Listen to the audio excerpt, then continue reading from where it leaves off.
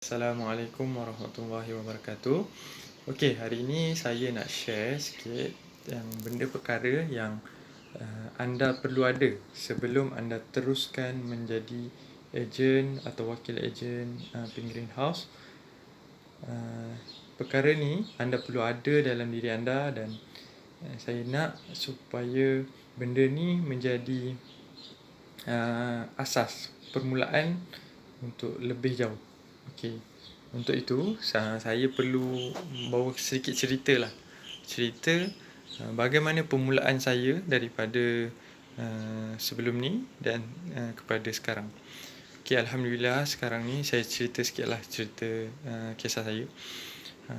Kami Pink Greenhouse ni dah mula menjalankan bisnes sejak 3 tahun, sejak 2016. Sejak 2016 kakak saya dah buat selama 3 tahun.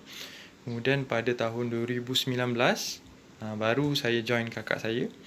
Saya time tu kerja dan saya berhenti kerja. 2019 saya join kakak saya sehingga sekarang 2020 lebih kurang setahun saya bersama kakak saya lah, Pink Greenhouse. Okey.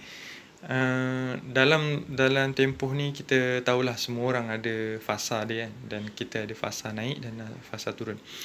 Jadi dalam tempoh ni saya ada banyak benda yang saya belajar dan bagi saya kami berdua dah capai satu langkah daripada sebelum ni. Jadi yang sebelum ni ialah bila kakak saya dah buat 3 tahun, dia dah buat dekat rumah selama 3 tahun, dia buat sorang-sorang. Dia belajar macam mana jahitan, macam mana teknik dan banyak benda yang dia belajar daripada rumah sorang-sorang, dan adalah dia belajar dengan kawan-kawan semua kan. Tapi nak katanya dia buat sorang-sorang lah kan. Dan selepas 2019 saya decide untuk join dia. Kami buat 2 orang di rumah sewa lain. Di rumah sewa lain bersama-sama. Kakak saya buat kat bawah, saya buat kat atas. Saya bahagian kain, dia bahagian tilam. Jadi selepas setahun saya join, lebih kurang tak sampai setahun lah, bulan 3 tahun lepas, bulan 12, lebih kurang berapa 9 bulan lah. 3, 4, 5, 6, 7, 8, 9, 10, 11, 12. Lebih kurang 10 bulan. Bulan 11 actually. Bulan 11 sebenarnya kami dapat masuk kedai. Alhamdulillah. Bila kita bersama, kita combine, maksudnya kakak dengan saya buat bisnes sama-sama. Kemudian kita dapat, alhamdulillah, kita ada keyakinan sikit kita masuk kedai. Dan masuk kedai, waktu buat bisnes kat rumah tu, alhamdulillah kita dapat ambil hire beberapa orang lah. Ada yang part time, ada yang full time, tapi full time dalam seorang, dan part time adalah 2 orang, dan on off lah, kejap ada kejap tak ada. Dan full time pun ada on off. Sebulan, 2 bulan, 3 bulan dia berhenti. Macam tu lah lebih kurang sejak bulan 3 tu. Kemudian bulan 11 kami masuk kedai, alhamdulillah, dan kami start ada confident untuk dapat ambil pekerja.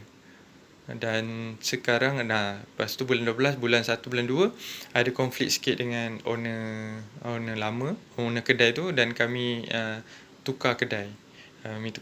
Masuk kedai baru. Teruskan. Sebelum ni kedai level 1 dan sekarang ni ground level.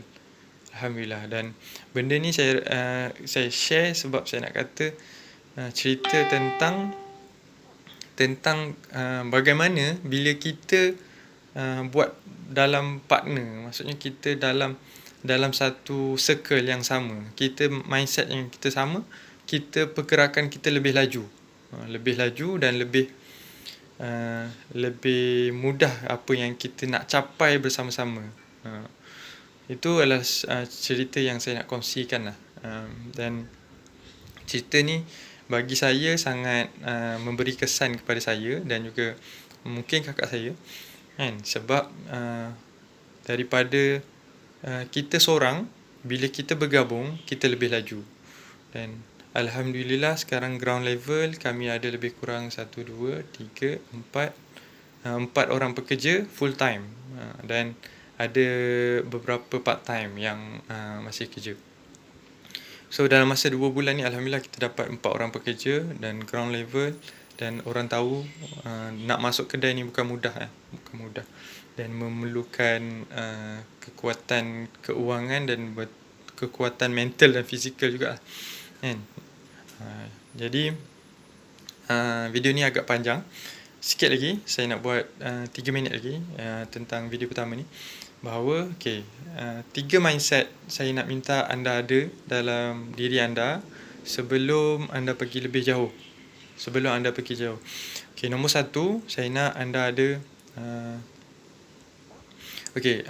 nombor 1 ialah saya nak cerita tentang apa yang kita buat. Apa benda yang kita buat, kita mesti ada satu perasaan happy, gembira dan suka sangat benda tu.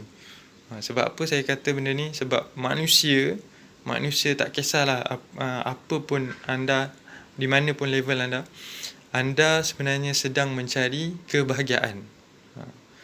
Anda kerja dengan orang, anda nak bahagia. Anda nak mungkin anda nak impian anda nak gaji kan. Nak gaji akhir bulan dapat duit.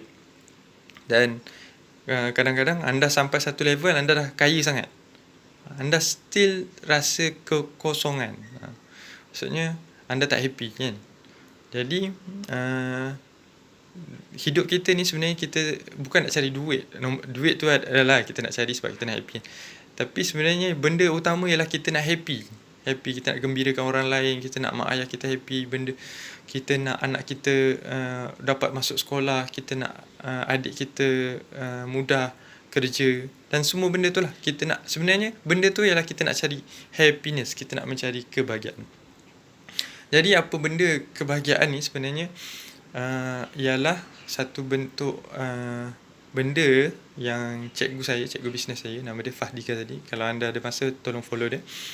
Fahdi Ghazali, dia kata, Tuan Fahdi Ghazali ni kata, happiness ni sama dengan ialah progress. Tak kisahlah anda buat apa, anda kena ada progress kan. Kalau anda ada progress, anda akan ada perasaan happy. Contoh hari ni anda buat sale 1 biji bantal. Anda tak pernah jual bantal, tiba-tiba anda jual bantal hari ni 1 biji. Ini tak pernah tau. Kalau anda dah pernah sebelum ni dah jual 100 bantal, anda jual hari ni 1 biji, anda tak ada rasa apa-apa. Tapi kalau anda tak pernah, tiba-tiba hari ni anda berjaya jual 1 biji bantal, anda sangat happy.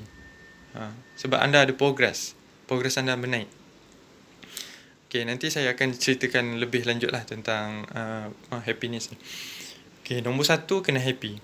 Nombor 2, saya nak minta anda bila buat sesuatu, buat betul-betul. Fokus betul-betul. Jadi saya pun masih dalam fasa belajar lagi, dan saya cuba kongsikan apa yang saya tahu. Nombor 2 ialah kena fokus. Fokus ni apa maksud dia? Fokus ni kita buat sesuatu tu sampai jadi, betul-betul jadi apa yang kita nak. Contohnya saya nak cakap fokus, ada maksud.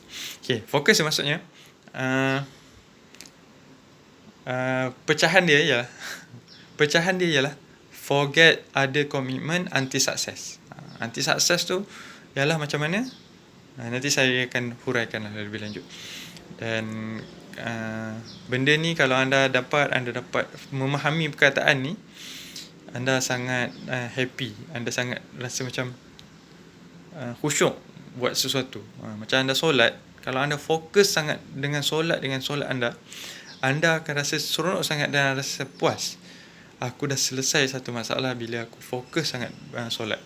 Tapi kalau dalam solat kita fikir benda lain kan, jadi kita tak fokus, datang tak khusyuk. Jadi kita akan rasa tak puas solat tadi. Nak solat lagi tak ada masa pula kan, kelang kabut.